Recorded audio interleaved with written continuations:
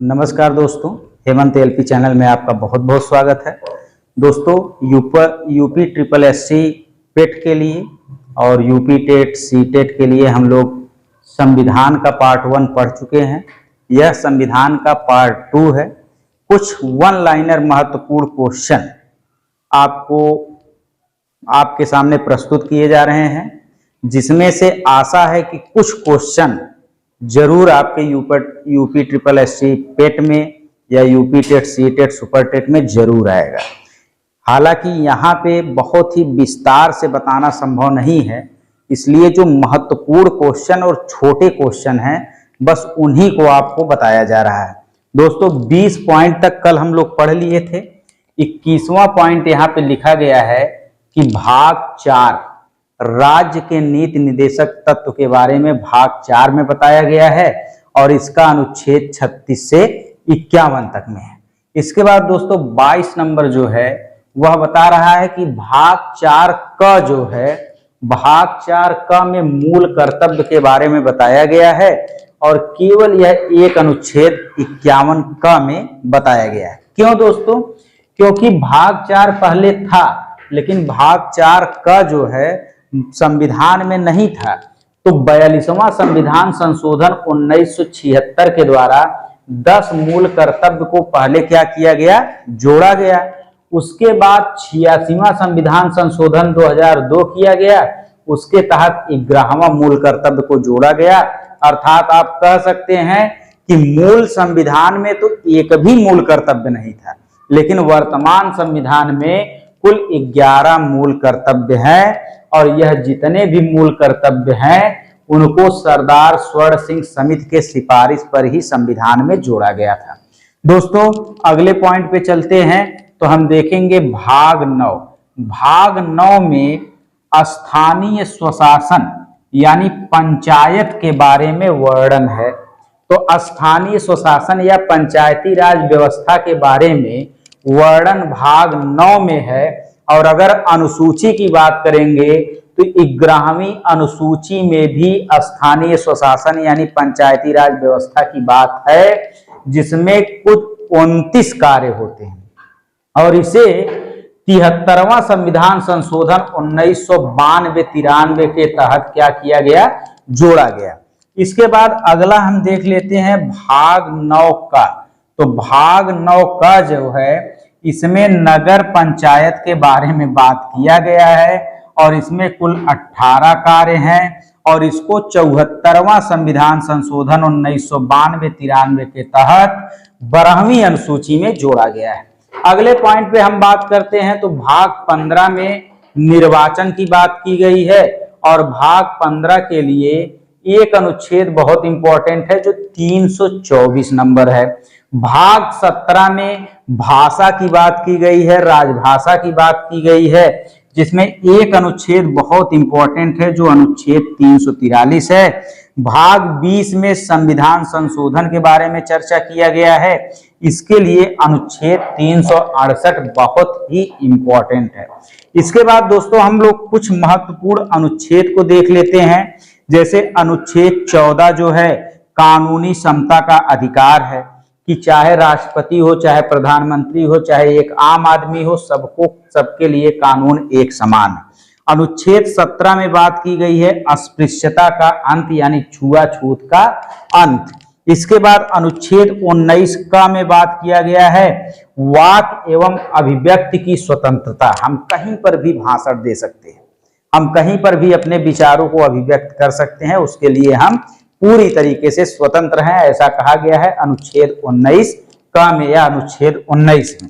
अनुच्छेद 21 दोस्तों बहुत ही इंपॉर्टेंट है, प्राण एवं दैहिक स्वतंत्रता यानी हमें जीवन जीने की स्वतंत्रता सरकार द्वारा दिया जाना चाहिए। हमें शुद्ध हवा, शुद्ध पानी, शुद्ध स्वास्थ्य की व्यवस्था हमारी होनी चाहिए। ऐसा ना हो कि हमारे अगल बगल बहुत सारे कारखाने खुल जाएं और वायु ही प्रदूषित हो जाए। अनुच्छेद 23 और 24 बहुत इंपॉर्टेंट है दोस्तों। अनुच्छेद 23 में बालाश्रम एवं मानव व्यापार के बारे में प्रतिबंध है, यानी यहाँ पे बताया गया है कि बालाश्रम यानी छोटे बालकों से बहुत भारी भारी काम न कराया जाए, और इसके अलावा कि मानव का व्यापार न किया जाए, जैसे औरतों को बेचा न जाए, बच्चों को बेचा न जाए, इस तरीके का प्रावधान किया गया है अनुच्छेद 23 में। और अनुच्छेद 24 भी उसी से कुछ मिलता जुलता है। इसमें बताया गया है कि 14 वर्ष से कम उम्र के बच्चों को खतरनाक कारखानों में या खतरनाक कार्यों में नहीं लगाना है। इसके बाद दोस्तों अनुच्छेद 25 से 28 तक में धार्मिक स्वतंत्रता का अधिकार है, धर्म संबंधित स्वतंत्रता का अधिकार है। और अनुच्छेद 29 में अल्पसंख्यकों को अपनी भाषा, अपनी संस्कृति, अपनी लिपि बनाए रखने का अधिकार है। कोई अल्पसंख्यक है, वो उर्दू बोलना चाहता है तो उसे जबरदस्ती हिंदी नहीं बुलवाया जा सकता है, उससे जबरदस्ती अंग्रेजी नहीं बुलवाया जा सकता है, उससे जबरदस्ती पंजाबी नहीं बुलवाया जा सकता है। अनुच्छेद 19 उनको अधिकार देता है कि अल्पसंख्यकों को अपनी भाषा, संस्कृति एवं लिपि बनाए रखने का अधिकार है। इसके बाद दोस्तों अनुच्छेद 39 में हम आ जाते हैं। तो अनुच्छेद 39 में समान कार्य के लिए समान वेतन, अर्थात यहाँ पे मजदूरों के बारे में बात किया गया है कि समान कार्य के लिए समान वेतन दिया जाएगा। अगर एक महिला शिक्षक है, एक पुरुष शिक्षक है, तो दोनों का वेतन समान रहना चाहिए, ऐसा बताया गया है अनुच्छेद 39 में। दोस्तों अनुच्छेद 40 में बताया गया है पंचायत का गठन, यानी पंचायती राज व्यवस्था के बारे में बताया गया है अनुच्छेद 40 में। जो ग्राम प्रधान होते हैं, ब्लॉक प्रमुख होते हैं, जिला अध्यक्ष होते हैं, इन सब के गठन के बारे में बताया गया है अनुच्छेद 40 में, जिसको बलवंत राय मेहता ने त्रिस्तरीय पंचायत राज व्यवस्था की स्थापना की। दोस्तों उसके बाद हम आ जाएंगे अनुच्छेद 48 में। जो अनुच्छेद 48 आएगा त्यों आपके दिमाग में पर्यावरण शब्द आ जाना चाहिए कि जो राज्य सरकारें हैं उनका कर्तव्य है कि पर्यावरण की रक्षा करें। कोई वन है, कोई जंगल है, तो उसे राष्ट्रीय उद्यान बना दें, वन्य जीव अभ्यारण्य बना दें, या किसी न किसी तरीके से उसकी सुरक्षा करनी है, उसमें रहने वाले जानवरों की सुरक्षा करनी है, पेड़ पौधों की सुरक्षा करनी है, बहुत ज्यादा वाहन से प्रदूषण न हो, लोगों की सुरक्षा करनी है, अर्थात पर्यावरण की रक्षा करने का जो है काम राज्य का है। यह अनुच्छेद 48 में बताया गया है। अनुच्छेद 39, अनुच्छेद 49, 50 और 51 बहुत इंपॉर्टेंट है। अनुच्छेद 49, 50 और 51 ज्यों आपके दिमाग में अनुच्छेद 49 आना चाहिए त्यों आपके दिमाग में स्थापत्य कला आ जाना चाहिए। स्थापत्य कला का मतलब है ऐतिहासिक धरोहर, ऐतिहासिक स्मारक, जैसे आगरा का ताजमहल, आगरा का किला, ये सब आपके ऐतिहासिक धरोहर हैं, ये सब आपके ऐतिहासिक स्मारक हैं, इनकी रक्षा करना राज्य का कर्तव्य है, ऐसा बताया गया है अनुच्छेद 49 में। अनुच्छेद 49 में ऐसा बताया गया है। ठीक है, इसके बाद आप पहुंच जाते हैं अनुच्छेद 50 में। तो अनुच्छेद 50 में कार्यपालिका न्यायपालिका से अलग है, ऐसा बताया गया है कि कार्यपालिका अलग है, न्यायपालिका अलग है। न्यायालय अपना अलग काम करेगा, पुलिस अपनी अलग काम करेगी। इसके बाद अनुच्छेद 51 में दोस्तों बताया गया है अंतरराष्ट्रीय शांति एवं सुरक्षा, यानी कि यहाँ पे अंतरराष्ट्रीय शांति एवं सुरक्षा, हम पाकिस्तान के साथ कोई भी मतभेद, कोई भी द्वेष भावना, ईर्ष्या भावना नहीं रखेंगे, लेकिन अगर पाकिस्तान ने हमको छेड़ा तो हम पाकिस्तान को छोड़ेंगे भी नहीं, ऐसी बात बताई गई है अंतरराष्ट्रीय शांति एवं सुरक्षा अनुच्छेद 51 में। इसके बाद आप देखेंगे अनुच्छेद 51 का में मौलिक कर्तव्य के बारे में बताया गया है, और आपको अभी बताया गया कि मौलिक कर्तव्य मूल संविधान में एक भी नहीं थे, लेकिन 42वां संविधान संशोधन 1976 के द्वारा 10 मौलिक कर्तव्य और 86वां संविधान संशोधन 2002 के द्वारा 11वां मूल कर्तव्य यानी सरदार स्वर्ण सिंह समिति की सिफारिश पे कुल 11 मूल कर्तव्य जो है संविधान में जोड़े गए। उन्हीं मूल कर्तव्यों की बात अनुच्छेद 51 में की गई है। इसके बाद दोस्तों भारत का एक राष्ट्रपति होगा, ऐसा बताया गया है अनुच्छेद 52 में। उस राष्ट्रपति का चुनाव अप्रत्यक्ष रूप से होगा और जो सिस्टम होगा उसे हम एकल संक्रमणीय मत कहते हैं। इसके अलावा राष्ट्रपति को हटाने की प्रक्रिया को हम महाभियोग कहते हैं। इसकी चर्चा अनुच्छेद 61 में की गई है और यह राज्यसभा या लोकसभा किसी में से स्टार्ट हो सकता है, लेकिन 14 दिन पहले राष्ट्रपति को बताना होगा कि भैया हम आपको अब हटाने वाले हैं, आपके ऊपर महाभियोग लाने वाले हैं, आपके ऊपर अनुच्छेद 61 का प्रयोग करने वाले हैं। तो आप अगर सही हैं तो अपने बचाव के लिए जो भी सिस्टम बनाना है बना लीजिए। देखिए दोस्तों, भारत के राष्ट्रपति को अध्यादेश जारी करने की भी शक्ति प्रदान होती है और अध्यादेश जारी करने की शक्ति जो होती है वह अनुच्छेद 123 के तहत होती है। और भारत के राष्ट्रपति को संकटकालीन शक्तियां भी प्राप्त हैं और यह अनुच्छेद 352, 356 और 360 में वर्णित है। अगर बात करें अनुच्छेद 352 का तो यह आता है राष्ट्रीय आपात, यानी राष्ट्रीय आपात की घोषणा कौन कर सकता है संकट में? राष्ट्रपति। अनुच्छेद 356 राष्ट्रपति शासन, राष्ट्रपति शासन कौन लगा सकता है? राष्ट्रपति। किस अनुच्छेद के तहत? अनुच्छेद 356। और अनुच्छेद 360 के तहत जो है राष्ट्रपति वित्तीय आपात लगा सकता है। अगर बहुत ज्यादा पैसे की समस्या पूरे देश में आ जाती है तो वित्तीय आपात लगाने की भी शक्ति किसके पास है? राष्ट्रपति के बाद। राष्ट्रपति किसी को भी किसी भी सजा के लिए क्षमादान दे सकता है, जिसका वर्णन अनुच्छेद 72 में बताया गया है।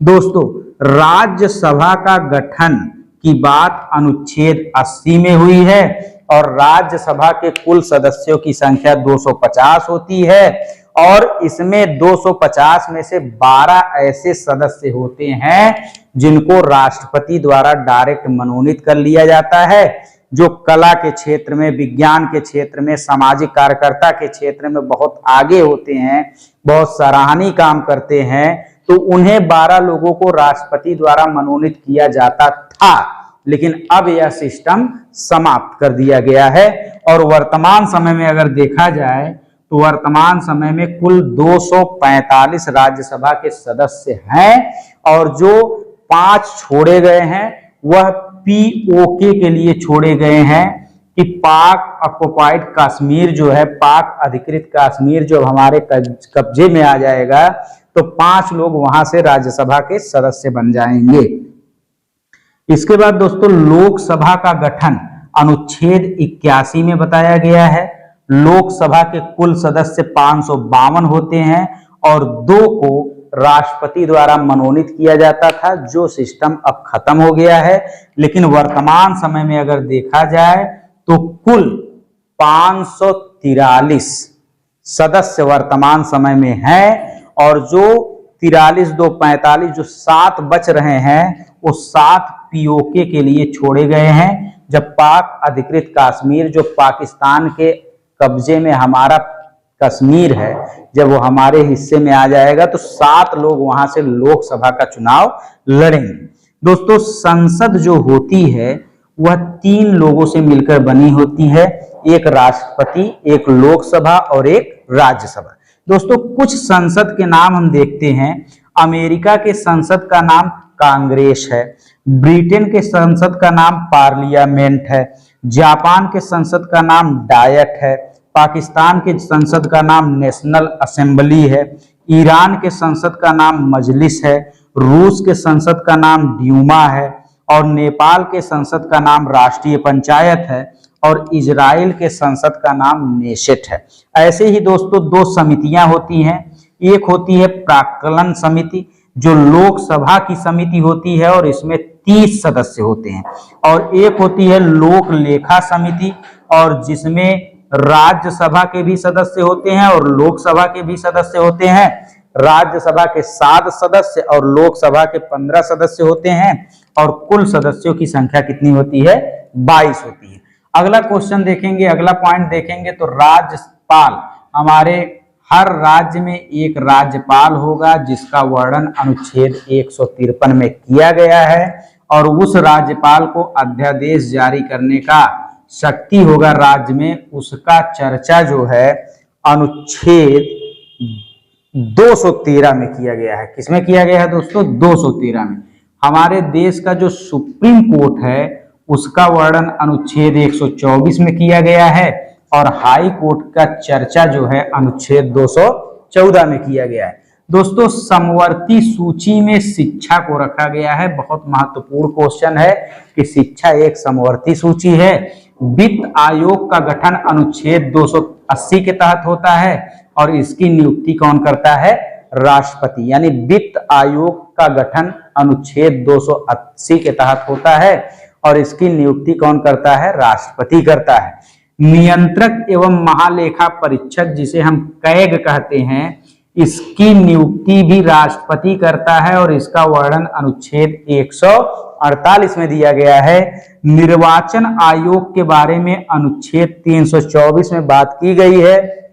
निर्वाचन आयोग की भी नियुक्ति जो है राष्ट्रपति करता है। दोस्तों संघ लोक सेवा आयोग का गठन या नियुक्ति राष्ट्रपति करता है, लेकिन राज्य लोक सेवा आयोग का गठन राज्यपाल करता है। इसके अलावा दोस्तों राष्ट्रीय अनुसूचित जनजाति आयोग यानी एनसी एसटी और एनसी एससी और राष्ट्रीय पिछड़ा आयोग एनसीबीसी यानी आप कह सकते हैं कि एसटी एससी और बीसी तीनों आयोग का गठन राष्ट्रपति करता है और महान्यायवादी की भी नियुक्ति राष्ट्रपति करता है।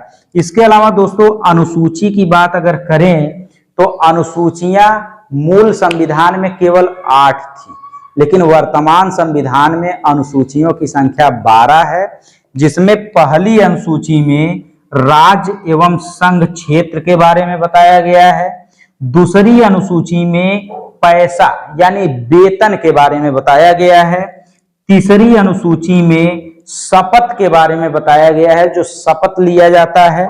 चौथी अनुसूची में राज्यसभा के सीटों के बंटवारे के बारे में बताया गया है और आठवीं अनुसूची में 22 भाषा के बारे में बताया गया है और 9वीं अनुसूची में भूमि सुधार के बारे में बताया गया है और 10वीं अनुसूची में दल बदल कानून के बारे में बताया गया है और 11वीं अनुसूची में पंचायत के बारे में बताया गया है, जिसमें 73वां संविधान संशोधन द्वारा जोड़ा गया था और 12वीं अनुसूची में नगर पालिका के बारे में बताया गया है, जो 74वां संविधान संशोधन द्वारा जोड़ा गया था। तो दोस्तों ये कुछ और महत्वपूर्ण क्वेश्चन थे। इसके बाद एक अंतिम पार्ट आएगा और जिसमें आपको और कुछ महत्वपूर्ण क्वेश्चन मिलेंगे। अगर ये 3 पार्ट अगर आप कुछ नहीं पढ़े हैं तो यह 3 पार्ट पढ़ लीजिए, कुछ क्वेश्चन आपको जरूर इनसे मिल जाएंगे। धन्यवाद दोस्तों।